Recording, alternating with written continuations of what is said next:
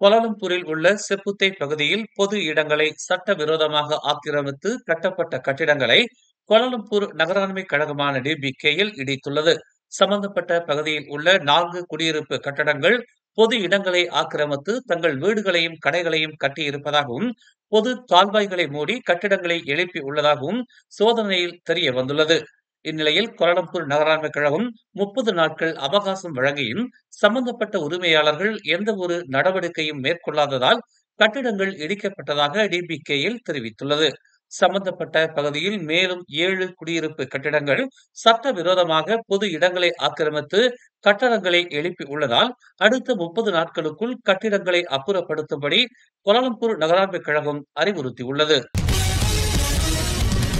அங்காடி கடையில் பொருட்களை வாங்கிக் கொண்டிருக்கும் பெண்ணை ஆபாசமாக ஆடவர் ஒருவர் கை தொலைபேசியில் புகைப்படம் எடுக்கும்படியான காணொளி சமூக வலைதளங்களில் பரவியதை அடுத்து கோலாலங்காட் மாவட்ட காவல்துறை தலைவர் உதவி ஆணையர் முகமது அக்மல் ரிசால் ராட்சி விளக்கம் அளித்துள்ளார். பந்திங்கில் உள்ள அங்காடி கடையில் நடந்த இச்சம்பவம் தொடர்பாக அங்காடி கடையின் பணியாளரும் பாதிக்கப்பட்ட பெண்ணும் கடந்த டிசம்பர் 9ஆம் தேதி காவல்துறையில் புகார் அளித்த நிலையில் மறுநாளே சந்தேக நபரான 30 வயது உள்ளூர் ஆடவரை கைது செய்து விசாரித்ததாகவும், கைது செய்யப்பட்ட அவ்வாடவர் குற்றத்தை ஒப்புக்கொண்டதாகவும் முகமது அக்மல் ரிசால் ராட்சி தெரிவித்தார். கைது செய்யப்பட்ட ஆடவர் தற்போது காவல்துறையின் தடுப்பு காவலில் இருப்பதாகவும், முழுமையான விசாரணைக்கு பின்னர் நீதிமன்றத்தில் ஆஜர்படுத்தப்படுவார் என்றும் அவர் தெரிவித்தார். பினாங்கின் முக்கிய சாலைகளில் வெளிநாட்டினர் வாகனங்களை ஓட்டுவதாக பெறப்பட்ட புகாரின் அடிப்படையில் பினாங்கு மாநில போக்குவரத்து குற்றப்புலனாய்வு துறையினர் மேற்கொண்ட சோதனையில் 116 சம்மன்கள் வழங்கப்பட்டதுடன் 14 மோட்டார் சைக்கிள்கள், 2 வாகனங்கள், ஒரு வேன் பறிமுதல் செய்யப்பட்டுள்ளது.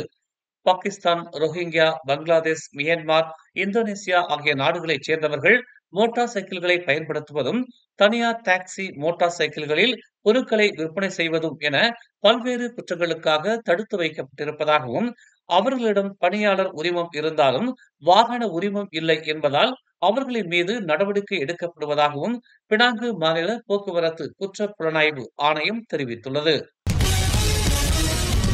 பண மோசடி மற்றும் வரி ஏய்ப்பு குற்றச்சாட்டுகளில் இருந்து முன்னாள் பிரதமர் டத்துஸ்ரீ நஜீப் ரசாக்கின் துணைவியார் டத்தின்ஸ்ரீ ரோஸ்மா மன்சூரை விடுவித்து உயர்நீதிமன்றம் இன்று வழங்கிய தீர்ப்பை அனைவரும் மதிக்க வேண்டும் என்று அம்னோ தலைவரும் துணை பிரதமருமான டத்துஸ்ரீ டாக்டர் அமாட் ஜாஹித் ஹமீடி கேட்டுக் கொண்டுள்ளார். மேலும் தீர்ப்பு வழங்கப்பட்டு விட்டதால் நீதிமன்றத்தின் முடிவை கேள்வி கேட்பதை அனைத்து தரப்பினரும் தவிர்க்க வேண்டும் என்றும் அவர் வலியுறுத்தினார். எரிசக்தி வர்த்தகம் மற்றும் புத்தாக்கம் ஆகியவற்றில் கவனம் செலுத்தி இருதரப்பு பொருளாதார ஒத்துழைப்பை வலுப்படுத்த துர்க்மெனிஸ்தான் மற்றும் மலேசியா தயாராக உள்ளதாக துர்க்மெனிஸ்தான் அதிபர் செர்டார் பெர்டி முகமடோவ் கூறினார். மலேசியாவிற்கு 2 நாள் அரசுமுறை பயணம் மேற்கொண்டுள்ள பெர்டி முகமடோவ் இரு நாடுகளுக்கும் இடையில் எரிசக்தி துறையில் நீண்டகால ஒத்துழைப்பை, குறிப்பாக துர்க்மெனிஸ்தானில் பெட்ரோனாஸ் பங்களிப்புகளை எடுத்துரைத்தார். பெட்ரோனாஸ் பல ஆண்டுகளாக துர்க்மெனிஸ்தானில் வெற்றிகரமாக செயல்பட்டு வருகிறது என்று இன்று மலேசிய பிரதமர் டத்துஸ்ரீ அன்வார் உடனான சந்திப்பில் தெரிவித்தார்.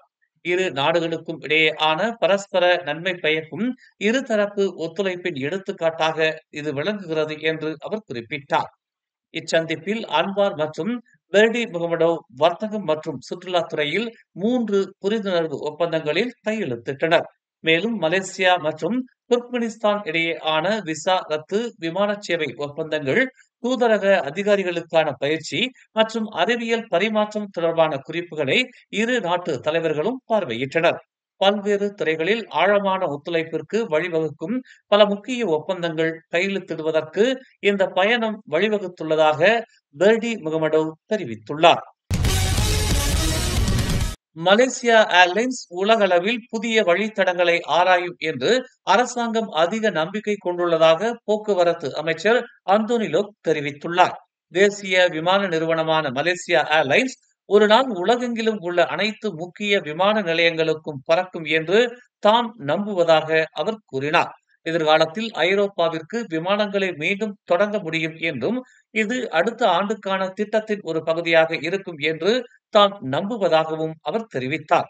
மலேசிய சுற்றுலாத்துறையை மேம்படுத்தவும், மலேசியாவுக்கு அதிக சுற்றுலா பயணிகளை வரவழைக்கவும் சாத்தியம் இருப்பதாகவும், மலேசியா ஏர்லைன்ஸ் இதில் முக்கிய பங்கு வகிக்கிறது என்றும் அந்தோனிலோக் இன்று ஏர்லைன்ஸ் A330 நியோ விமானத்தை அறிமுகப்படுத்திய போது கூறினார்.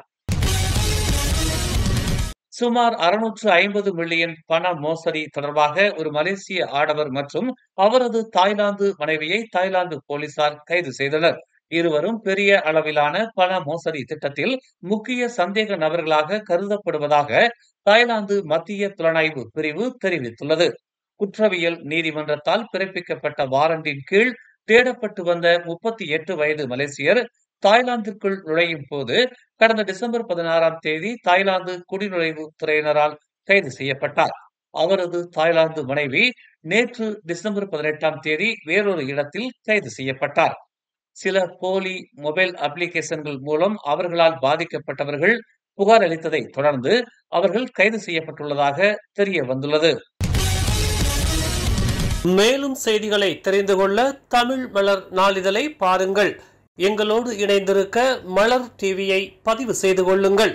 உறவுகள் மகிழ்ந்திட விருப்பம் மற்றும் பகிர்வு சேவையை சொடுக்குங்கள்.